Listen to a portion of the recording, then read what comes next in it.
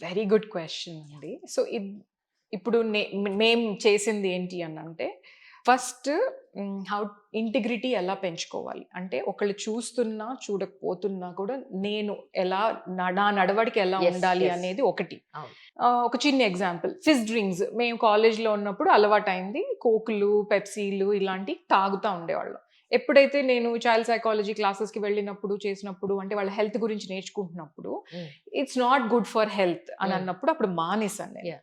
So, పిల్లలు పుట్టిన తర్వాత కూడా ఎప్పుడు ఇంట్లో ఫిజ్ డ్రింక్స్ అనేవి కనిపించలేదు. అండ్ హ్మ్. ఎప్పుడైనా బయటికి వెళ్ళినప్పుడు వీళ్ళకి ఎవరైనా ఆఫర్ చేసినా, నాన్న దట్స్ నాట్ హెల్తీ అని యెస్. చెప్పేదాన్ని. యెస్. అయితే చాలా పార్టీలకి ఇండియా వచ్చిన తర్వాత పార్టీలకి వెళ్ళినప్పుడు, ఆ పిల్లలు చూడట్లేదు తాగేసేయ్ అని చెప్పి నాకు గ్లాసులు తెచ్చిచ్చేవాళ్ళు. అయితే ఇట్ ఈస్ నాట్ అబౌట్ పిల్లలు చూస్తున్నారా ఎగ్జాక్ట్‌లీ. లేదా అని హౌ వి కాదండి. ఆర్ అనేది. ఆ! సో, అక్కడ కూడా ఇప్పుడు రీసెంట్‌గా కూడా ఒక సినారియోలో 'మేఘ్నా నువ్వు చాక్లెట్‌లు మానేస్తే నేను సిగరెట్‌లు మానేస్తాను' అని ఒక కన్వర్జేషన్ వచ్చింది నాకు నా ఫ్రెండ్‌కి మధ్యలో. రైట్. సో, దాంట్లో కూడా ఏంటి అనంటే అక్కడ ఆ పార్టీలో నేను ఇంకా ఏమి ముట్టుకోలేదు. చాక్లెట్స్ అంటే ఏది కూడా సంబంధించింది.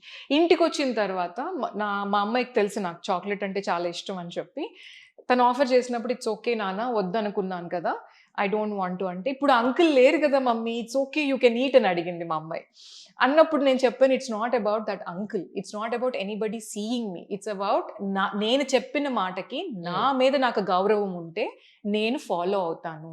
నాకంటూ ఆ సెల్ఫ్ రెస్పెక్ట్ ఎక్కువ. యాహ్! అందుకని నేను ఫాలో అవుతున్నాను అని పర్ఫెక్ట్. చెప్పినప్పుడు ఐ కుడ్ సీ దట్ అన్నమాట.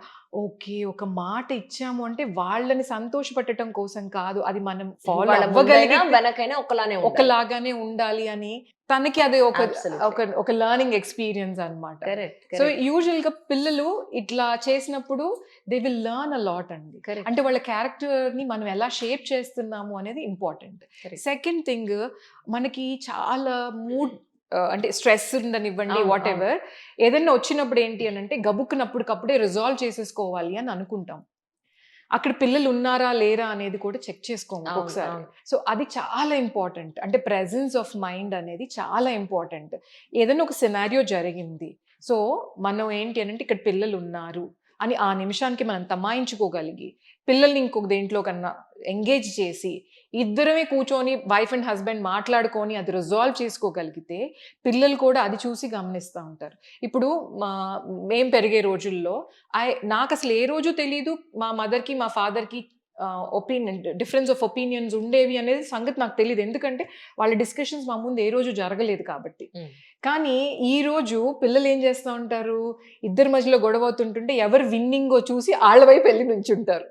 ఎందుకు అనంటే ఎటు సైడ్ పవర్ ఉందో వీళ్ళు కూడా అటు లీన్ అవుతారనమాట. దిస్ ఈస్ హౌ అందుకని ఇప్పుడు ఎవరైతే ఇంట్లో ఇద్దరి మధ్యలో గొడవైనప్పుడు ఒకళ్ళు లూజ్ అవుతారు కదా! హ్మ్. వాళ్ళ మాట పిల్లలు చస్తే వినరు. హ్మ్. ఎందుకు అనంటే పవర్ అంతా ఇంకొక సైడ్ ఉంది కదా! అవును. It's okay. నేను వినకపోయినా కూడా ఇక్కడ ఫరక్ పడదు అని అనుకుంటారు. సో, హ్మ్. ఇది చాలా ఇంపార్టెంట్ అన్నమాట. ఒక్కొక్కసారి హ్మ్. ఇలాంటి కన్వర్జేషన్స్ వచ్చినప్పుడు మనమే విన్ అవ్వాలి కాకుండా ఒక్కొక్కసారి ఒకళ్ళకి అప్పర్ హ్యాండ్ ఉన్నప్పుడు ఇంకొకళ్ళకి ఇంకొక అప్పర్ హ్యాండ్ ఇచ్చినప్పుడు పిల్లలు అనుకుంటారు.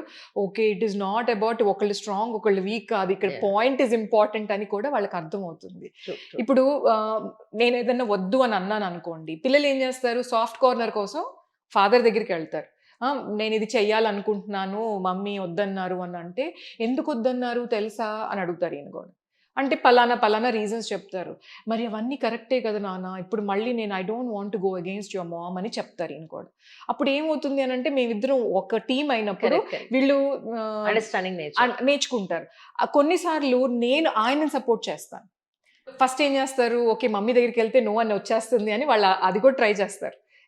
ఆళ్ళ ఫాదర్ దగ్గరికెళ్లి అడుగుతా ఉంటారు. సో, ఇట్లాంటియన్నీ కూడా మనం కాన్షియస్‌గా డెసిషన్స్ తీసుకోగలిగితే ఇప్పుడు కొంతమంది ఏం జేస్తారు? మదర్ ఐస్ క్రీమ్ తినొద్దు అని ఏదో అంటారు. ఎందుకు? వాళ్ళకి గొంతు నొప్పొచ్చి తర్వాత జ్వరం వస్తది అని. అవును. మమ్మీ ఎప్పుడు అట్లాగే అంటదిలేరా పద మనం స్నీక్ ఔట్ చేసి తిందాము అని తీసుకెళ్ళిపోయారనుకోండి. అంతే ఇక వీళ్ళ మాట ఇంకెప్పుడు వినరు ఇక వాళ్ళు. వినరు. అలా ఇట్లాంటివి రాకుండా ముందు నుంచే మదర్ అండ్ ఫాదర్ కనుక కూర్చొని పిల్లల విషయంలో అండ్ వాళ్ళు ఎక్కడికన్నా వెళ్ళేటప్పుడు పిల్లల్ని ఎలా ప్రిపేర్ చేసుకొని వెళ్ళాలి.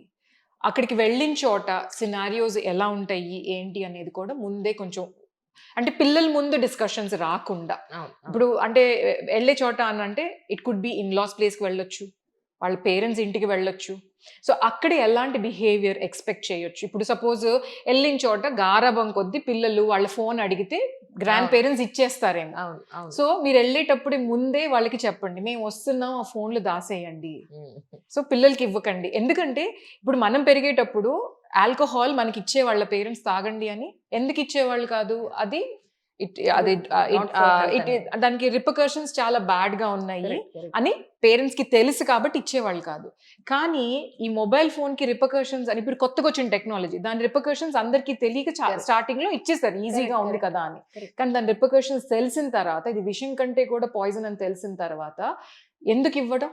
అవును ఆ నిమిషానికి ఇప్పుడు ఈజీ పేరెంటింగ్ అయినప్పుడు ఫ్యూచర్ లో ఇంకా ఎన్నో ఫేస్ చేయాల్సి వస్తుంది. కరెక్ట్. ఈ నిమిషానికి ఈజీ అని ఇచ్చేసారు, రేపు పొద్దున వాళ్ళు ఇంకొకటి ఏదో యాంగ్జైటీ ఇష్యూస్ అని డిప్రెషన్స్ అన్నప్పుడు ఏం చేస్తారు మీరు? అవును అవును అందుకని అవును. ఇట్లాంటివన్నీ కూడా ముందుగానే, ఇప్పుడు అవేర్నెస్ లేదు, గ్రాండ్ పేరెంట్స్కి అంత అవేర్నెస్ లేదు, ఎందుకంటే వాళ్ళ టెక్నాలజీలో పుట్టలేదు కాబట్టి. Correct correct. ఆ పిల్లలు ఏదో అడిగారు, వాళ్ళు ఏమనుకుంటారు, అప్పడం అడిగారు, చాక్లెట్ అడిగారు ఇచ్చామని లాగానే మొబైల్ అడిగారు ఇచ్చామనుకుంటారు తప్పితే ఇవన్నీ కూడా తెలియదు వాళ్ళకి. సో ఇలాంటివన్నీ కూడా ముందుగానే అనుకుని ముందుగానే ఇంకొకటి మదర్ అండ్ ఫాదర్ కూడా కూర్చొని ఫైనాన్షియల్ గా కూడా ప్లాన్ చేసుకోవాలండి. అంటే పిల్లలకి ఎంత ఖర్చు పెడుతున్నాం మనం, దానికి మనం ఎంత సేవ్ చేయాలి. ఎందుకు అని అంటే ఒక్కొక్కసారి కొన్నిసార్లు పేరెంట్స్ కూడా ఏం చేస్తూ ఉంటారు, ఆ ఫైనాన్షియల్ లిటరసీ లేక, ఆ ఫైనాన్షియల్ ప్లానింగ్ లేక ఆ ప్రాబ్లం ఫేస్ చేసినప్పుడు పిల్లలకి చెప్పేస్తారు, కరెక్ట్ కరెక్ట్. నో డబ్బులు లేవు ఆర్ ఆర్ వాట్ ఎవర్. ఆ పిల్లలకి దాని రీజన్స్ తెలియదు, ఎందుకు లేవు, వాళ్ళకి ఎంతసేపటికి మా ఫ్రెండ్స్ అందరు కలిసి పిక్నిక్ వెళ్తున్నారు, నన్ను పంపించట్లేదు. అవును.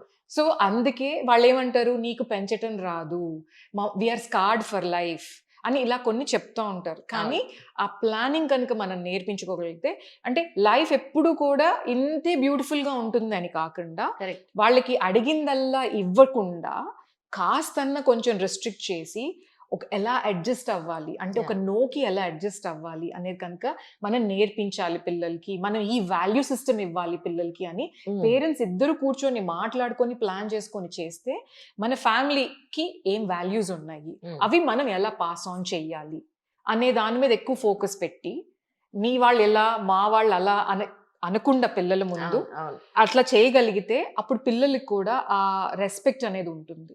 ఇప్పుడు స్కూల్లో అంత కష్టపడి టీచర్ ఏదైనా చెప్తారు, ఇంటికి రాగానే మీ టీచర్ ఎలా అనగానే ఆ పిల్లలు ఆ టీచర్ దగ్గర నుంచి నేర్చుకోవడానికి ఇష్టపడరు. కరెక్ట్. ఆ రిలేషన్షిప్ అనేది అక్కడ ఫామ్ అవ్వదు. ఈ రోజు మీరేమనుకుంటారు, ఆ బిగ్ డీల్, బయట వాళ్ళతో రిలేషన్షిప్ ఫామ్ అవ్వకపోతే ఏమైంది అని అనుకుంటారు. కానీ వాళ్ళ main source of farming relationship నే మీరు అక్కడ కానివ్వకుండా చేశారు.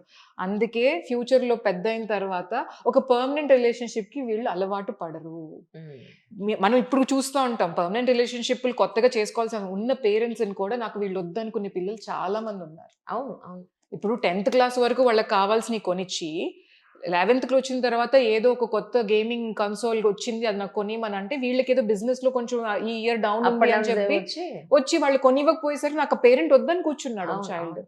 సో ఆ కౌన్సిలింగ్ కి నా దగ్గరికి తీసుకొని వస్తే చిన్నప్పటి నుంచి అన్ని ఇచ్చి పాడు చేసింది ఎవరు? పాడు అని అనకూడదు, కాకపోతే ఏంటి అని అంటే అలవాటు అయిపోయింది వాళ్ళు. ఆ అలవాట్లు మనమే చేసి మళ్ళీ దాని నుంచి వీన్ ఆఫ్ చేయటం మనకు చాలా కష్టం అవుతుంది. అది మనకి డబ్బులు ఉన్నాయా లేవా అని కాదండి. ఇప్పుడు నేను పెరిగిన ఎన్వైరన్మెంట్ లో మా ఇంట్లో పనిచేసే వాళ్ళకి, పొలం వెళ్ళి వచ్చే వాళ్ళకి కూడా సైకిళ్ళు కొనేవాళ్ళు, నాకు కొనమంటే కొనేవాళ్ళు కాదు. కరెక్ట్. అది ఎందుకు అంటే నీకు అవసరం లేదు ఇప్పుడు అనేవాళ్ళు అంతే. అంటే షో ఆఫ్ కోసం కొనటం అనేది ఉండేది కాదు ఆ రోజుల్లో. కరెక్ట్. ఈ రోజు సైకిల్ అడిగితే బైక్ కొనబడుతున్నాం, బైక్ అడిగితే కార్ కొనబడుతున్నాం. Correct. Yeah correct. Excess is always bad. ఏదైనా అతి అనేది ఎప్పుడైనా అతి సర్వత్రా వర్జయేత్.